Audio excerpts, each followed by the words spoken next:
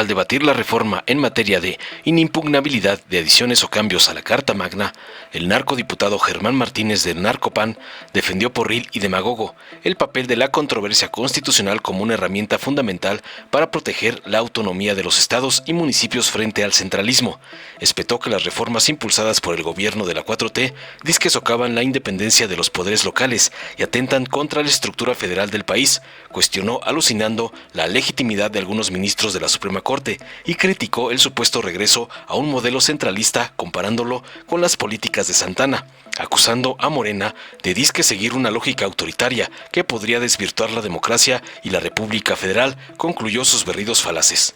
Tras oír las barrabasadas y sandeces del lacayo del señor X, el diputado Adrián González del PT acusó a la narcooposición, a la que calificó de derecha golpista, de intentar quitar legitimidad al proceso democrático cuando no les favorece. Criticó tajante que en el pasado el PAN y el PRI privatizaran bienes públicos y actuaran en contra de los intereses del pueblo. Afirmó contundente que la oposición está en una fase terminal y que su resistencia a las reformas es antidemocrática. Reiteró tajante que la transformación del país no se detendrá y que el pueblo, representado por Morena, es el verdadero defensor de los principios republicanos y liberales, mientras la derecha busca mantener privilegios a costa del bienestar nacional, concluyó para dejar mudo a Lilo Telles. Veamos enseguida cómo el chaquetero Lilo Telles es despedazado por un compa de Noroña por defender que los jueces violen la Constitución, como le manda su patrón, el narcoampón Claudio X. Gracias, presidente. Primero que nada, quiero decirle al ministro González Alcántara, a la ministra Ríos Farjat, al ministro Pardo Rebolledo, al ministro Pérez Dayán, al ministro Luis María Aguilar, al ministro Gutiérrez Ortiz Mena, al ministro Lainez Potisek y a la ministra Norma Piña, que hace ya tiempo yo me di cuenta que ni la inteligencia, ni la independencia, ni la decencia caben en la cuarta transformación y menos en su segundo piso. Yo sí acepto preguntas, no gritos cobardes.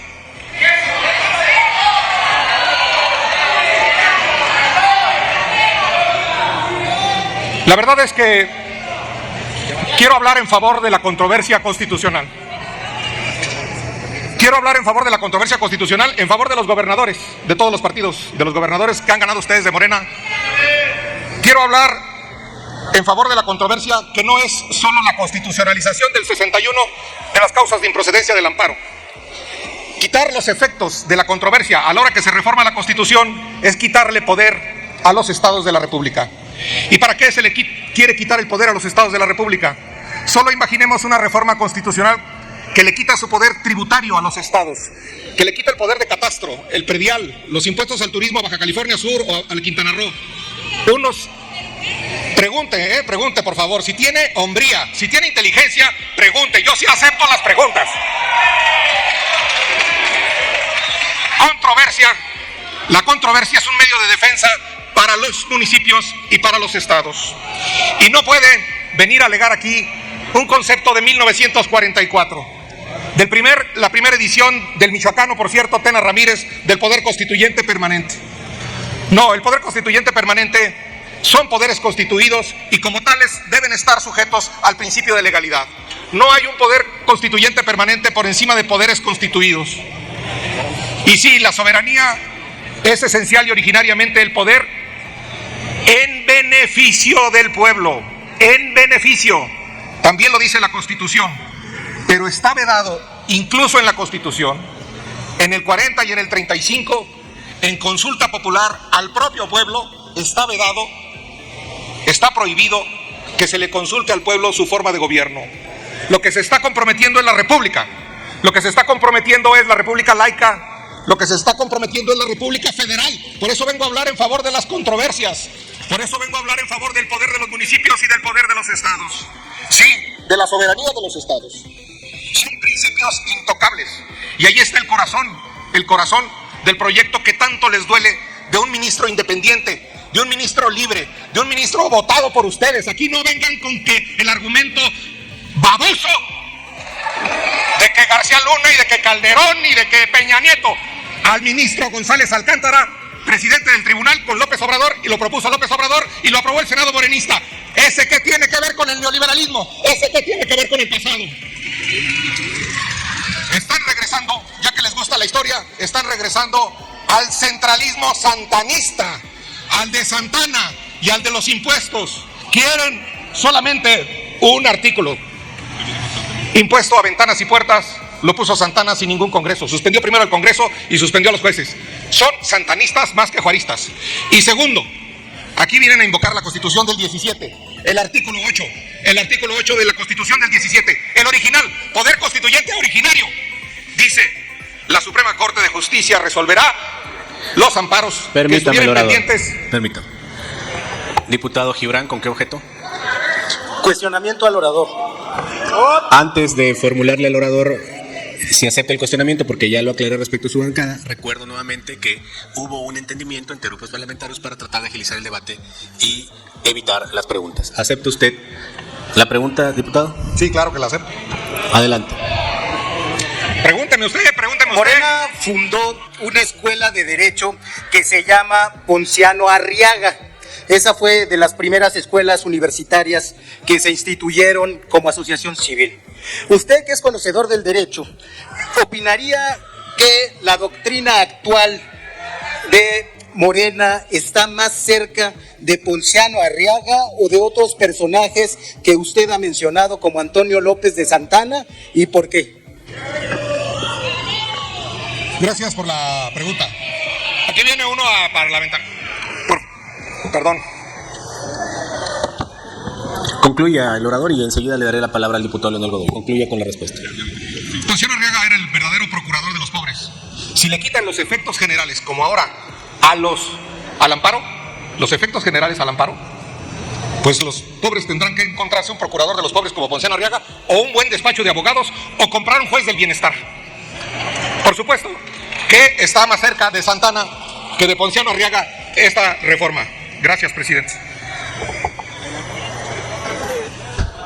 Continúa con su intervención y al final le daré la palabra al diputado. Solo decir que la Constitución originaria del 17 en el artículo 8 respetó los amparos.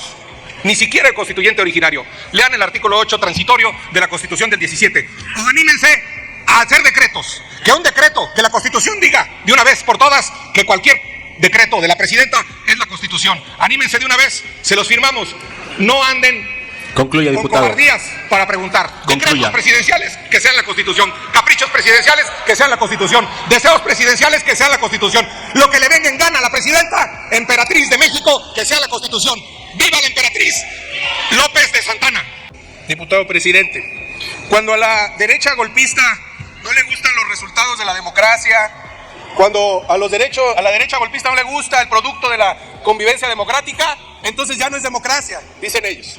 Es democracia cuando la canallada neoliberal, cuando el PRIAN se aliaba a espaldas de la ciudadanía, a espaldas del electorado, y traicionaban al pueblo privatizando los bienes públicos. Eso sí era democracia, dice la derecha golpista.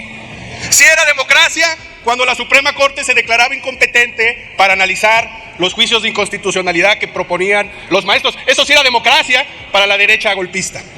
Y no pasaría nada, compañeros, si tan solo se limitaran a su recurso permanente de venir a hacer el ridículo. Es su derecho y lo ejercen muy bien con sus veladoras y sus pancartas y su indigencia moral y pobreza argumentativa. El problema es que no se están limitando a eso. Esta minoría rapaz es una minoría golpista, es una oposición desleal que atenta contra los principios democráticos y constitucionales del país. Hay que decírselo al pueblo de México. La reacción en su fase terminal inicia su última traición al pueblo. Buscan desconocer el orden constitucional, buscan socavar los principios republicanos y buscan atemorizar al pueblo de México. Es una estrategia deliberada. Así ha actuado siempre la derecha en los momentos donde el progresismo y la transformación gana contundentemente. La derecha ha desconocido el orden constitucional. Han ido corriendo pidiendo el auxilio de príncipe extranjero y hoy fomentan la traición de actores internos. ¡Son traidores a la patria! Hacen gala de su miseria humana una vez más y buscan atemorizar, buscan aterrorizar al pueblo, oponiéndose antidemocráticamente a un proceso democrático como nunca se había visto en la historia democrática de este país. Al paso que van, simuladores, traidores, van a decir que ustedes ganaron la elección.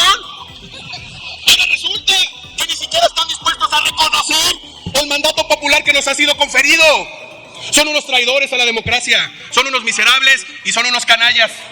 Graznan como cuervos, como buitres carroñeros, quisieran a la patria inerte para seguir comiendo de sus huesos miserables, pero ya no lo pueden hacer.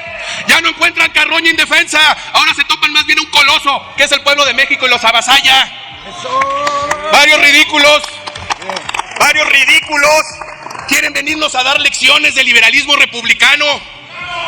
Hijos de Maximiliano, aquí estamos, los herederos de Prisciliano Sánchez, de Ramos Arizpe, de Valentín Gómez Farías. Nosotros somos los guardianes de la República y del liberalismo republicano. Nosotros somos los herederos de los liberales del 33, de los liberales del 57 y del constitucionalismo social de 1917.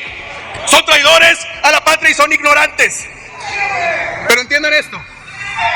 Griten, graznen cuervos, graznen. Entiendan esto.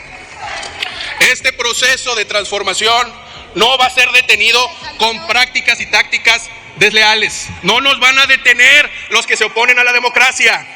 No hacen más que exhibirse en su talante autoritario y fascista.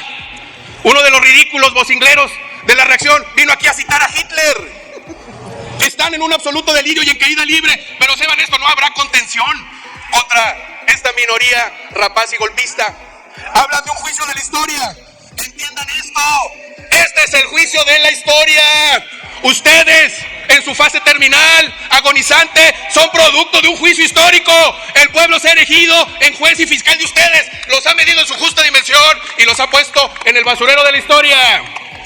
En la marginalidad, en la esterilidad política, en el desahucio político. No nos van a detener. Hermanas y hermanos del pueblo de México que ven este debate por cualquier medio posible y que vendrán a ver este diario de los debates para futuras investigaciones, sepan esto: existen aquí 364 diputadas y diputados dispuestos a defender la República y no daremos ni un paso atrás contra la derecha fascista. Por último, le aplauden mucho ustedes a uno de los que dice medianamente entender la historia del país. Concluya, diputado. No la entiende. Concluya, por favor. Y además es un machirulo. Esto no es cuestión de hombría, ridículo. Esto es cuestión de principios. Y todas las compañeras de este bloque opositor tienen más argumentos que tú para defender la Constitución. ¡Que viva el pueblo de México! Dale en me gusta, suscríbete, activa la campanita y compártelo para que más gente lo vea.